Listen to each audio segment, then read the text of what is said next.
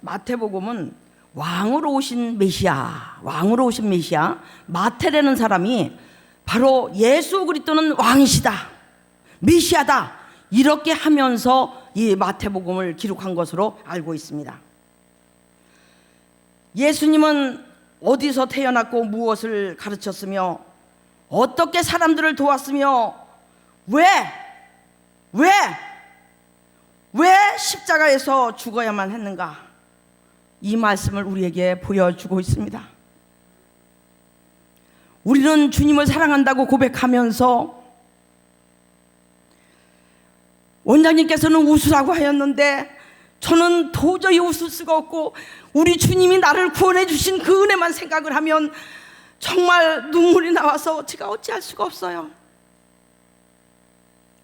그 은혜가 얼마나 감사한가. 왜 십자가에서 죽어야만 했는가. 그 죽음은 어설픈 죽음이 아니었고 온전하게 피 한 방울 남기지 않은 정말 비참한 죽음이었다는 사실을 우리는 너무나도 잘 알고 있습니다. 복음서에 보면 마가복음이 있습니다. 마가복음은 종의 모습으로 오신 예수님을 그리고 있어요. 종의 모습으로 오신 예수님. 어찌 하나님의 왕, 하나님의 이 아들 예수 그리스도께서 이 세상에 오셔서 메시아로 오신 이 왕이신 예수 그리스도께서 종으로 오신 이 마가복음을 그리고 있는 것을 보게 됩니다. 누가복음입니다. 누가는 의사였습니다. 사람의 아들로 오신 예수님, 하나님의 아들로 오신 예수 그리스도는 사람의 몸을 통하여서 왔다는 것을 기록하고 있으며 우리가 이 말씀을 생각하면서 복음서를 본다면 훨씬 더 은혜가 충만하리라 믿습니다. 요한복음은 예수님은 하나님의 아들이십니다. 요한은 예수님은 하나님의 아들이십니다 라고 말씀을 전하고 있습니다. 마태복음 8장 14절에서 17절을 보면 예수님께서 병을 고치시고 환자들로 하여금 예수님의 일을 하시는 것을 우리가 보게 됩니다. 우리가 복음서에 보면 예수님께서 환자들을 고치고 병자를 고친 사건은 굉장히 많이 나와 있습니다. 그런데 이런 사역을 하기 전에 마태복음 4장 2절에서 10절 이하의 말씀을 보면 예수님께서 사역을 하시기 전에 바로 사단으로부터 모든 공격이 왔으나 그것으로부터 승리하시기 위해서 시험을 당하는 말씀을 기록하고 있는 것을 보게 됩니다. 사단이 예수님께 40일 금식을 하고 나니까 모든 것이 지치고 아무것도 생각할 수 없는 너무나도 육신으로 연약한 상태에 있는 예수님의 모습을 보면서 사단이 이야기를 합니다. 이 돌들로 떡덩이가 되게 해서 먹으라.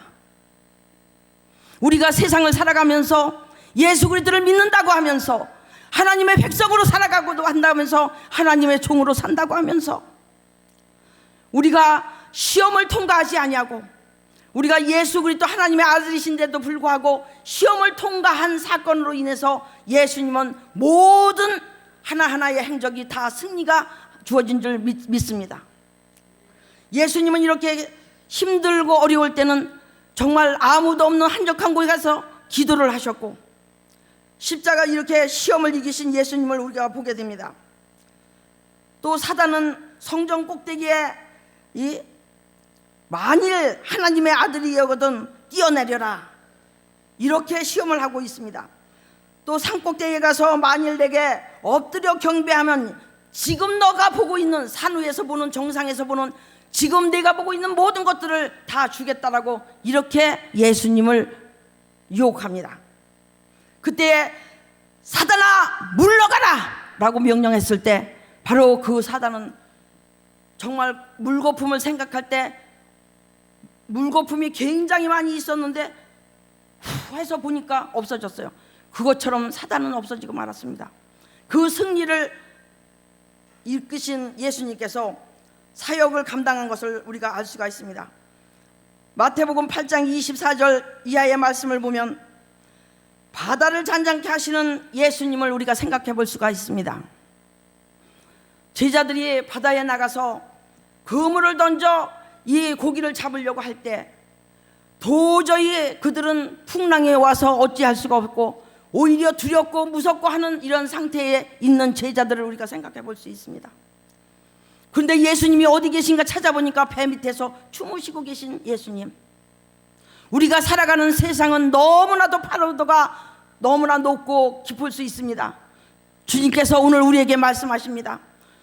그런데도 불구하고 예수님은 배 밑창에서 주무시고 계신 예수님, 바로 우리 주님은 하나님의 명령을 받고 이 세상에 오셔서 종의 모습으로도 살아가시고 도저히 하나님의 아들이라고 믿을 수 없는 이러한 상태로 살아가는 그러한 예수님이었지만, 이 세상의 물결이 너무나도 힘들고 어려울 때에 제자들이 두려워서 정말 예수님을 찾을 때 주무시고 계신 예수님, 제자들은 예수님을 깨워서 우리가 죽을 것 같다고, 우리를 살려달라고, 지금 파도가 우리를 삼킬 것 같다라고 했을 때 예수님께서 파도를 향해서 명령합니다. 잔잔하라!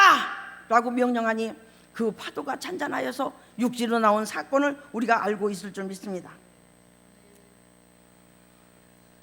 이렇게 하면서 이 베드로, 또 이 베드로는 또 우리가 파도를 잔잔케 하시는 예수님을 우리가 생각해 볼 수 있고, 그 말씀에 보면 마지막 절에 구원하시는 예수님의 삶 가운데 그 자연도 예수님의 말씀에 순종하더라 라고 말씀을 하고 있습니다.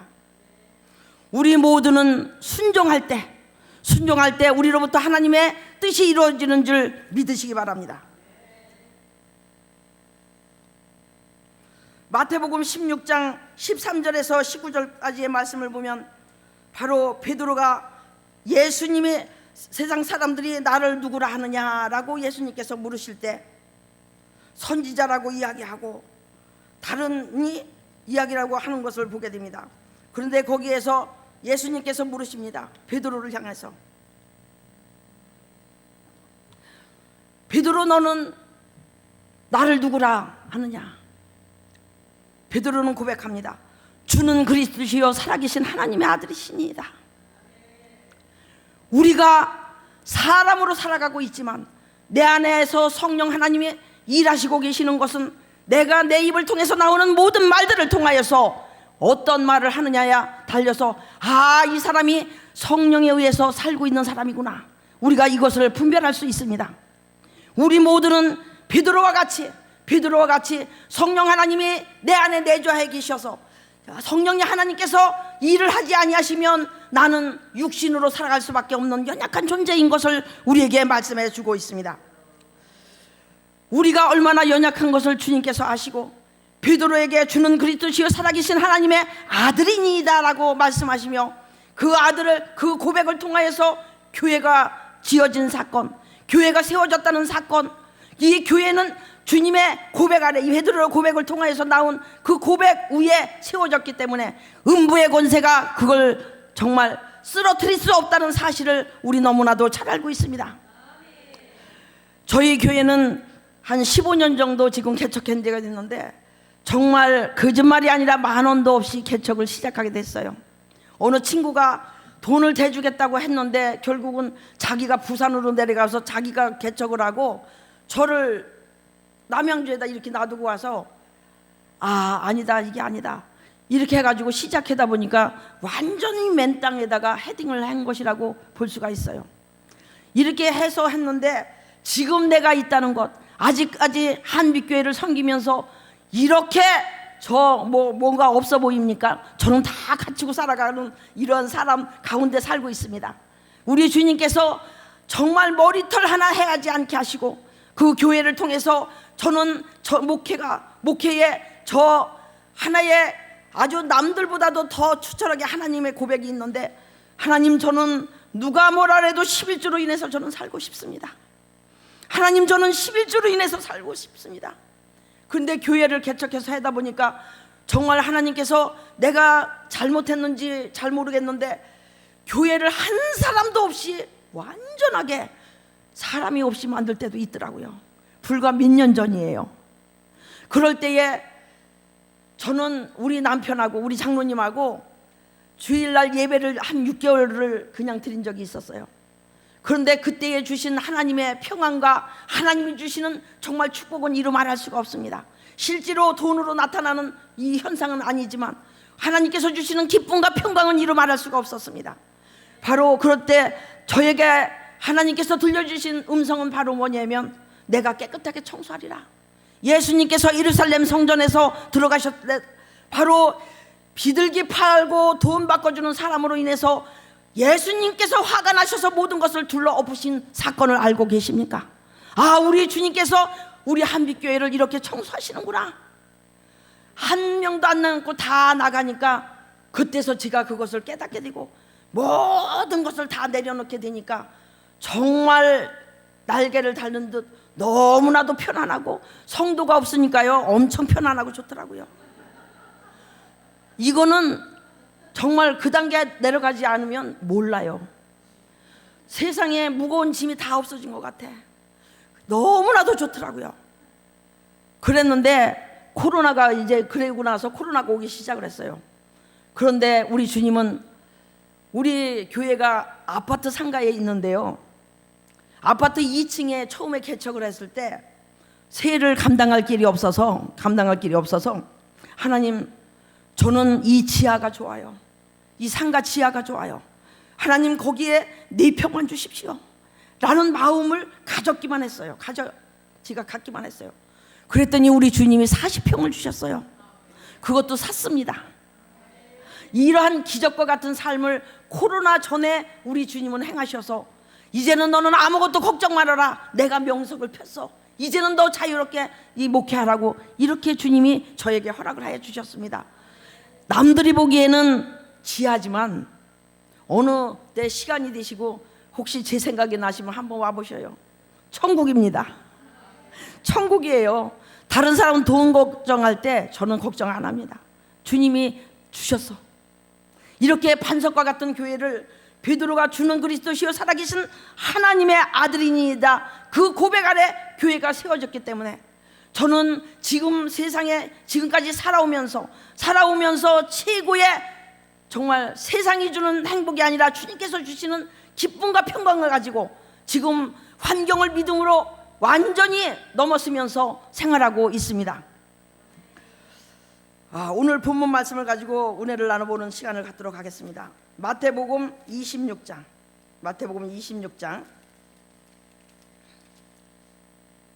36절입니다. 이에 예수께서 제자들과 함께 겟세마네 하는 곳에 이르러 제자들에게 이르시되 내가 저기 가서 기도할 동안에 너희는 여기 앉아 있으라 하시고 베드로와 세베대의 두 아들을 데리고 가실새 고민하고 슬퍼하사. 저는 어저께 진짜 잠을 못 잤는데 너무나도 지금 가볍고 제 마음은 좋습니다. 근데 여기에서 제가 딱 브레이크가 걸리는 거예요.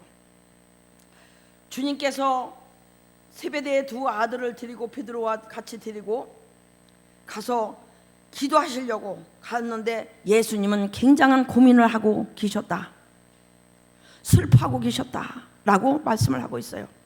왜 그러셔요? 조만간에 십자가로 죽어야 되니까. 하나님의 아들 예수님인데도 불구하고 육체를 가지신 예수님이시기 때문에 베드로가 고백하는 메시아 왕이시라고 하는데도 불구하고 죽음을 앞둔 그 죽음에서는 누구도 자유로울 수 없다는 것을 여기서 생각해 볼 수 있습니다. 예수님이 고민하고 슬퍼했다. 이에 말씀하시되 내 마음이 매우 고민되어 죽게 되었으니 너희는 여기 머물러 나와 함께 깨어 있으라 하시고 조금 나아가 얼굴을 땅에 대시고 엎드려 기도하여 이르시되 내 아버지여, 만일 할만하시거든 이 잔을 내게서 지나지게 하옵소서. 그러나 나의 원대로 마옵시고 아버지의 원대로 하옵소서라고 말씀을 합니다. 우리 모두가 이렇게 내가 죽음을 앞두고 있는 상태에서 내가 혼자 기도하러 간다는 그 곳이 어쩌면 예수님께서 두려우셨기 때문에 베드로와 세베대의 두 아들을 데려가시지 않았을까, 저는 그런 생각을 해봐요. 그런데 데리고 가다 보니까 예수님께서 이들과 같이 기도할 수가 없어요. 마음이 불안하고 두려우시기 때문에. 그들은 여기다 앉혀놓고, 내가 돌을, 어느 복음서에 보면 돌을 던져가지고 저만큼 갔을 정도에 떨어져서 예수님은 기도하는 모습을 우리에게 말씀해주고 있습니다. 그래서 거기서 깨어서 기도해달라고. 나는 그 말까지는 안 했지만 나는 곧 죽을 거야, 나를 위해서 기도해달라고. 주님이 그렇게 하시지 않았을까? 저는 그런 생각을 하면서 제 마음도 슬픕니다.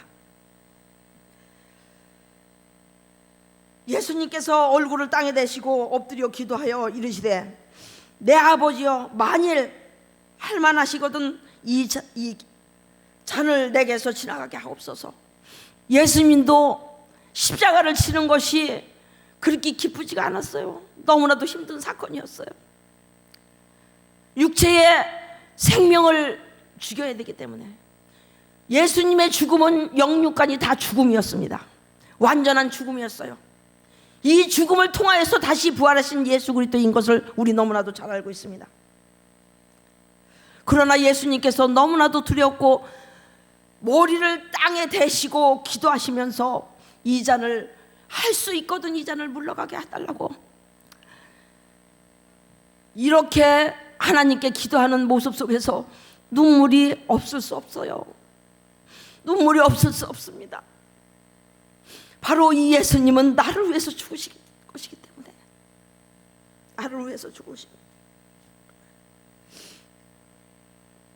그러나 결국은 예수님은 육신의 몸을 포기합니다. 육신의 몸을 포기해요. 나의 원대로 마옵시고 아버지의 뜻대로 없소서. 제가 목회를 하면서 제일 목회를 편하게 할 수 있는 길은 주님께 내려놓는 거예요. 주님께 내려놓는 겁니다. 저는 지금 내 통장에 10만 원도 없습니다.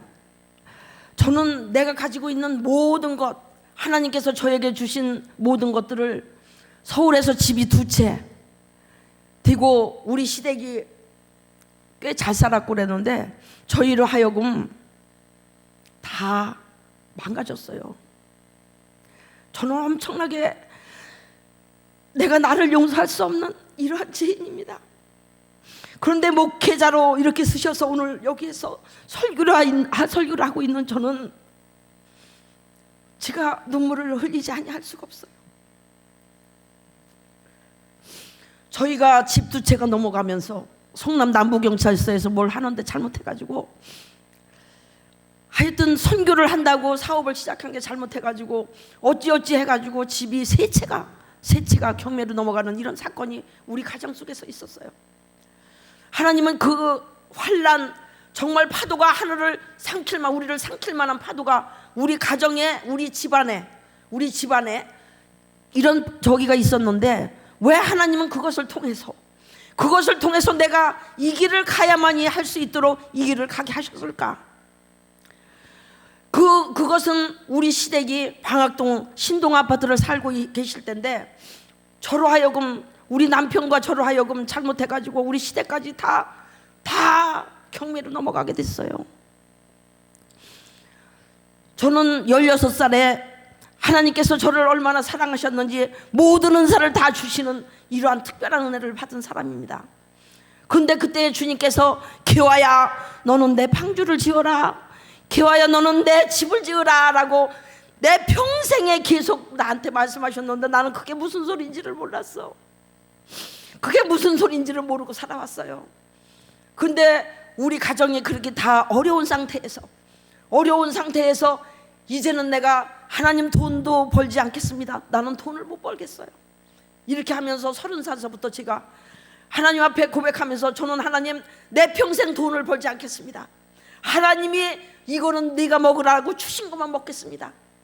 다른 사람에게 10원도 돈을 빌리지 않겠습니다.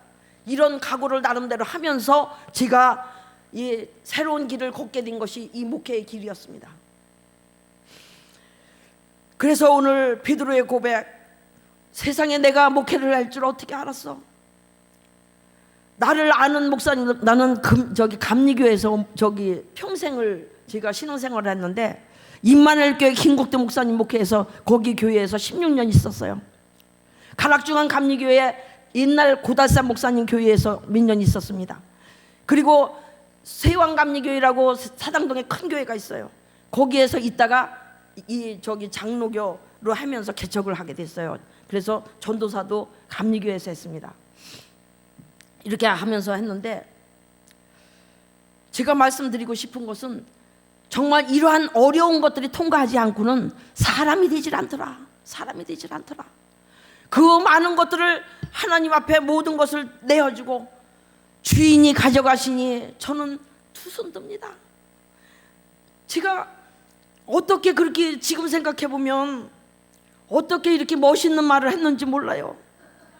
세상에 이 많은 것들, 제가 그때 서울에서 38평을 살고 있었어요. 32평, 38평이 있었는데 38평에 살고 있는데 세상에 우리 시댁에서 나는 시집 오를 때 보로네오 거를 다 해가지고 오라 그래가지고 보로네오 가구를 다 해가지고 쇼파까지도 그렇게 해서 해갔는데 그거를 끌고 글쎄 다 경매로 넘어가서 아무것도 없는데 끌고서는 달리려니 얼마나 어려워요.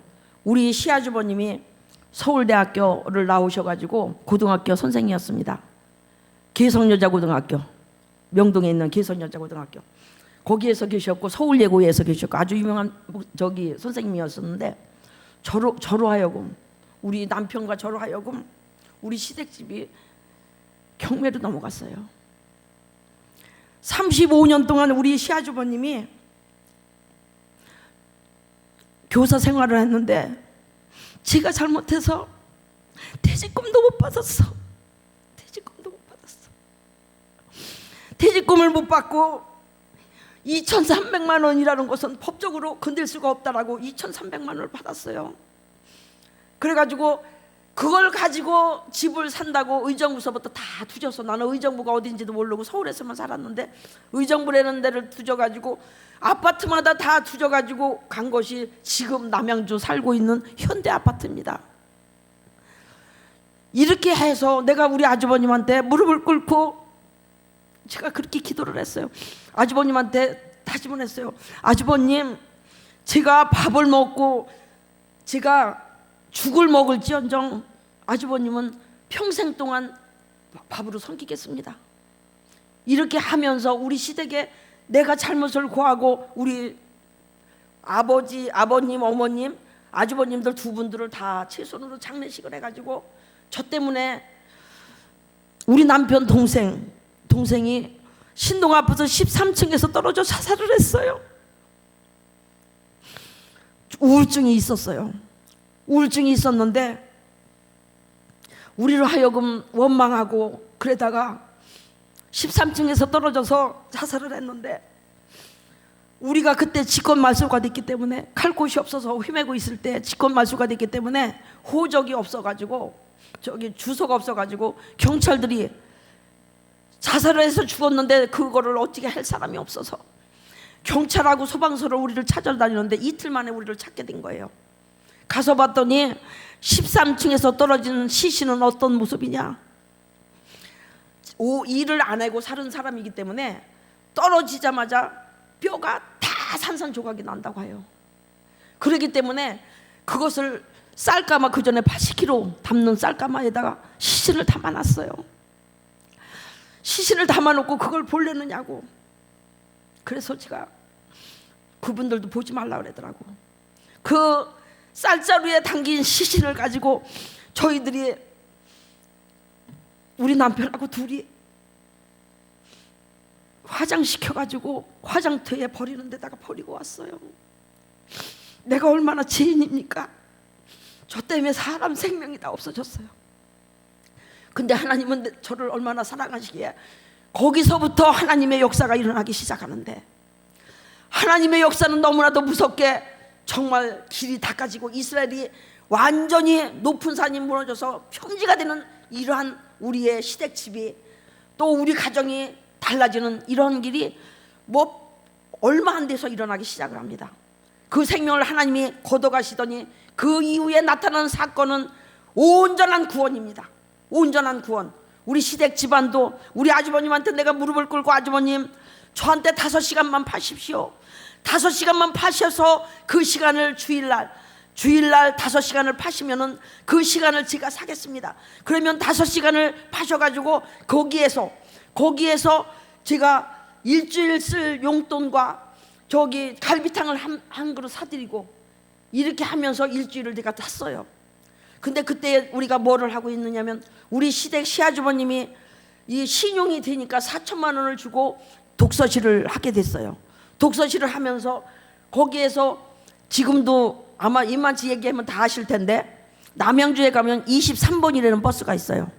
하남까지 들어가는 게 있습니다. 그런데 그전에는 남양주 현대아파트 있는 데서 종점이었고 내가 서울의 강동구에 6개월에 10년에 13번을 이사하면서 이 저기 독서실을 한 곳이 길동에서 하남으로 넘어가다 보면은 거기에서 연세 독서실을 저희가 하고 있었어요. 근데 거기에 종점 23번 종점이 세상에 하나님은 그렇게 버스도 다 하나님의 길을 그렇게 하셔서 남양주에서 23번을 타면 서울 길동에서 23번 종점에서 내리면 우리 아주버님이 내려요. 그리고 저는 모시고 임마누엘교회로 모시고 갑니다. 그래가지고 우리 아주버님이 구원 예수를 믿게 됐어요. 그때 이후로부터 지금까지 돌아가시는 때까지 주일을 한 번도 주일 예배를 안 드린 적이 없고 제가 하는 모든 일에 대해서 그래 아니야 하는 말씀 한 번도 안 하고 이렇게 하면서 우리 시대 가정이 온전한 구원을 이루게 됐다는 사실을 말씀드립니다. 하나님은 그 일을 하시려고 그 많은 재산을 다 하나님이 걷어가셨어요. 그런데 아까 얘기했듯이 제가 지금 생각해도 얼마나 멋있는 말인가. 주인이 나한테 맡겼는데 내가 잘못 사용하니 도저히 그 꼴을 보고 주인이 가져가시는구나. 우리가 어려움에 당하는 것을 보시며 주위 사람들이 방 하나 지하에다 얻어줄게 거기서 살면 안 돼? 이렇게까지 했어요. 저는 그때에 하나님의 응답을 알았어요. 사람이 주는 거 안 받을 거다. 저는 그렇게 강하게 밥을 먹고 2,300만 원 준 것을 가지고 남양주로까지 오면서 집을 샀는데 돈이 안 되고 이렇게 갚을 거 하니까 1,870만 원에 저기 이 33평 아파트 현대 아파트를 사게 됐어요. 2001년도에 그렇게 하면서 지금 그 집 누가 살고 있어? 제가 살고 있어요. 아주버님들이 다 세상을 뜨시고 제가 살고 있습니다. 교회도 하나님이 사게 하셔서 저는 지금 너무나도 가진 것이 많이 있어요.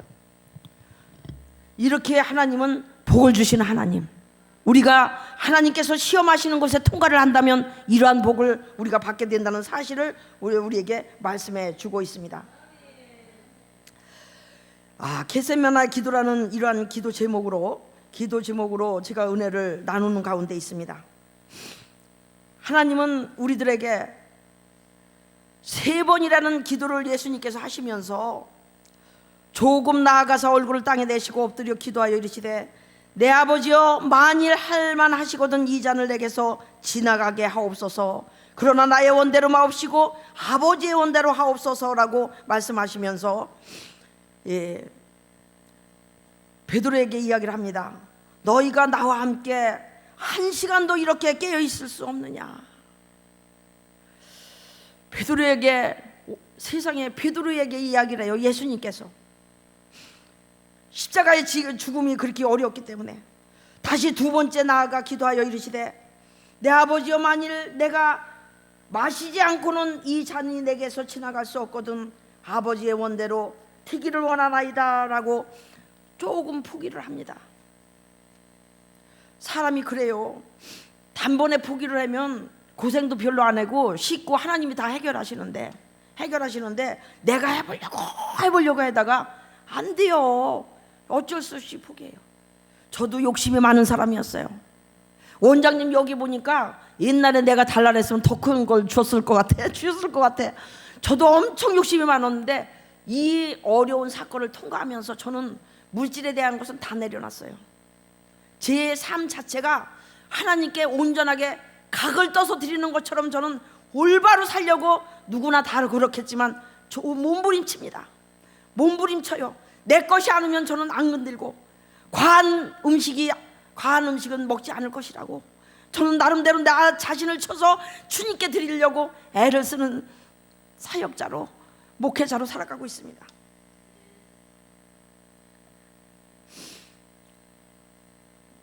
다시 오사 보신즉 그들이 자니 이는 그들의 눈이 피곤함이라.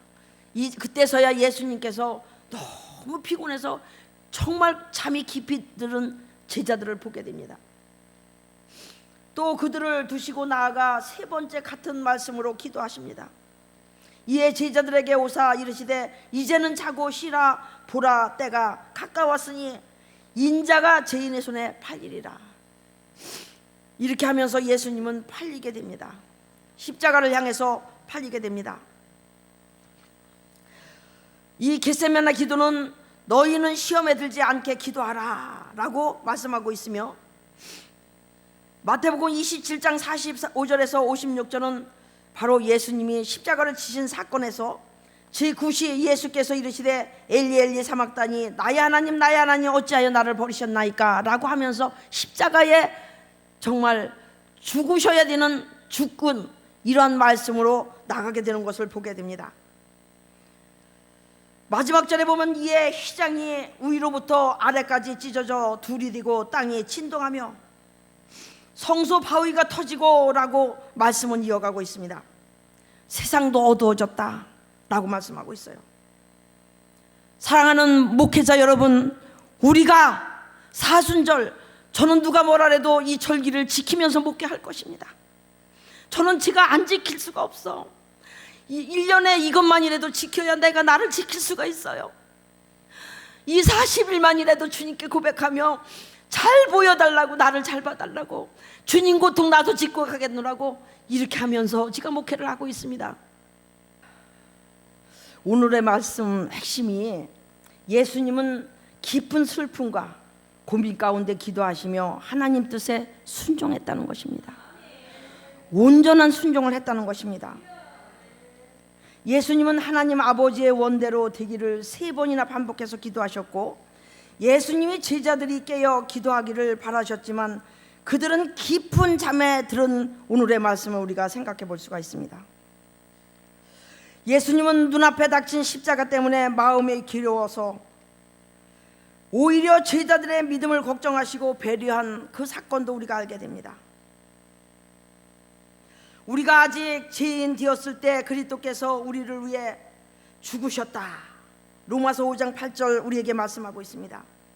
우리의 죄는 중하지만 하나님의 용서와 사랑으로 우리가 지금 살아있고, 정말 우리가 고백하는 자는 깨끗함을 받고 주님 앞에 설 수 있는 자로 우리에게 세워졌다는 사실을 우리가 생각해 볼 수가 있습니다.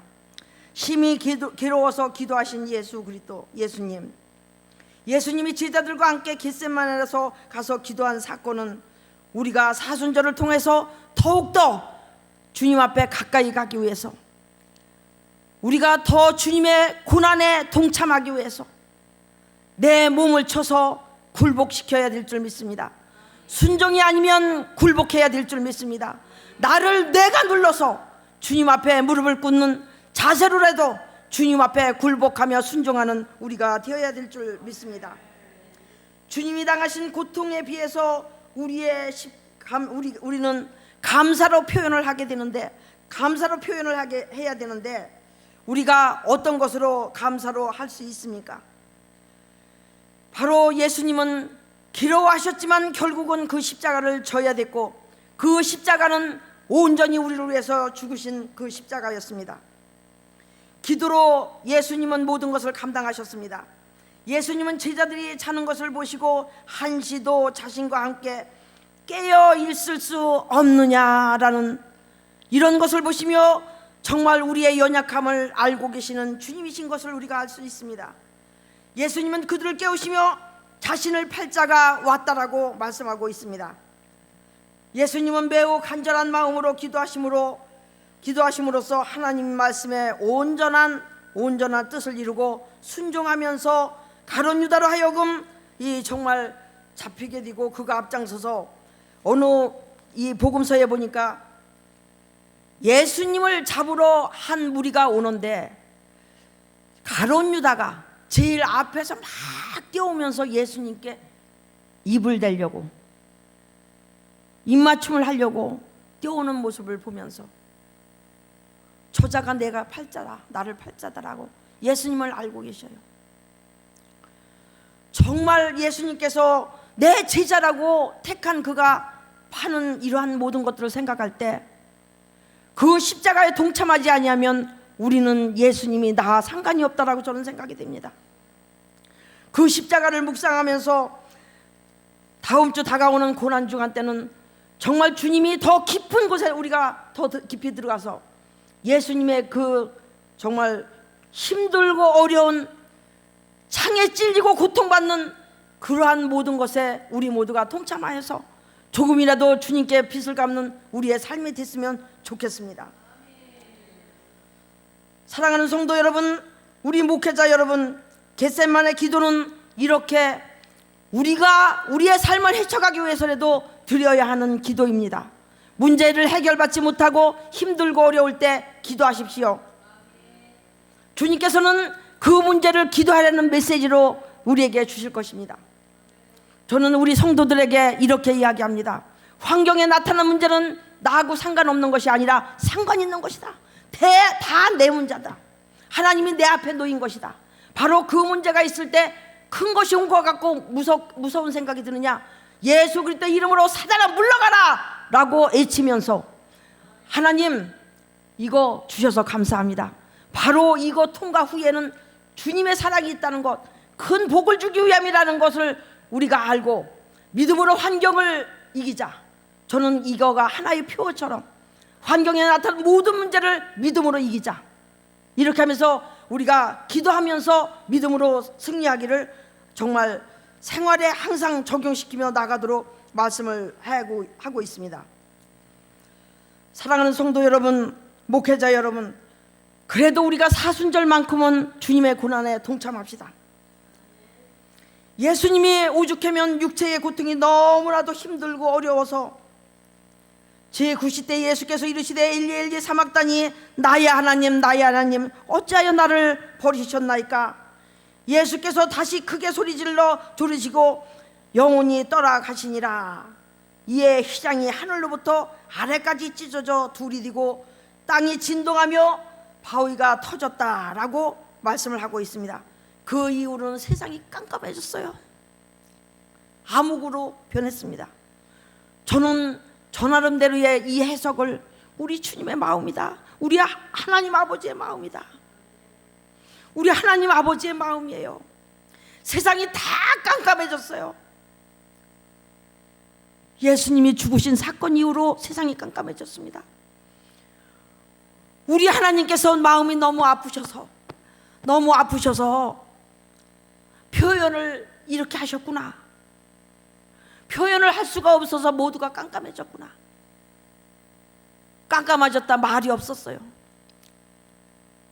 우리 하나님 마음은 우리를 이렇게 사랑하시는 줄 믿으시기 바랍니다. 우리 하나님은 우리를 그렇게 사랑하셔서 아들을 죽이시고 우리를 구원하신 이 구원의 사건에 대해서 내가 평생 갚아도 빚을 갚을 수 없는 이러한 우리의 삶인 것을 알 수 있습니다.